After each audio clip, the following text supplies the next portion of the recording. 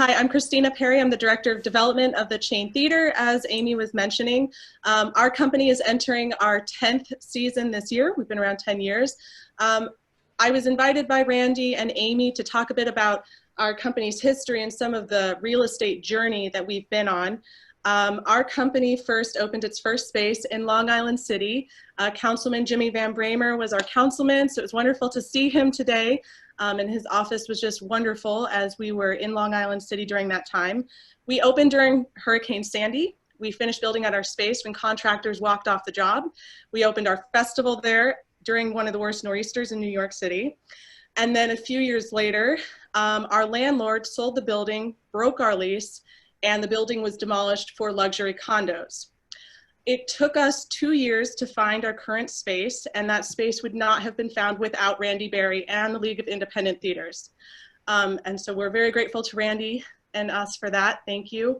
And during those 2 years, we learned a lot about New York real estate and what it means to be a not-for-profit independent theater. One of the big things we learned is that as a not-for-profit independent theater, there are currently no incentives for landlords to have you in their building. We thought that would be a plus for them, and it turns out it doesn't matter that much, and they didn't. It wasn't that much of an incentive to have us in there with them. So that was a big thing. Also, to find a landlord that wants to have theaters as their tenants. Most landlords don't, and there's many reasons, but as you all know, and everyone I'm speaking to, you know how theater provides positive foot traffic for every block that they occupy, how they bring people in. People aren't just, when they go to the theater, they're not just going to the theater, they are bringing in money to that neighborhood that they are currently walking in. And that's something that we've learned as well. We are currently part of Community Board 4 in Manhattan. So David Pincus, I saw you on there. It's wonderful to see you today, and we miss you. And I really do encourage everybody to get onto your community boards. It's really important. You meet wonderful people there. We had such a great experience this past fall in making some presentations with ours. And that has been very exciting for us.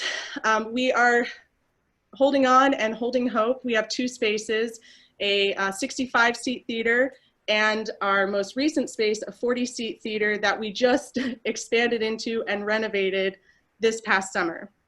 Things are going really well for us. We are one of the few affordable spaces in Midtown Manhattan, and so we wanted to expand that even further.